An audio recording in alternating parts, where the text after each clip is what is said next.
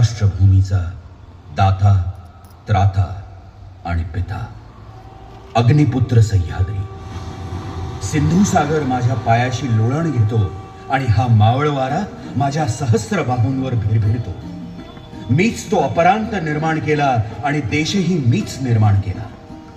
नारळाच्या झाडांनी फुललेले किनारे, फेसाळणाऱ्या मौसूत पुळणी, डोलणारी आंब्या फणसांची झाडं आणि किनाऱ्यांवरील शंख शिंपल्यांचा खच ही माझ्या कोकण भूमीची संपत्ती आहे.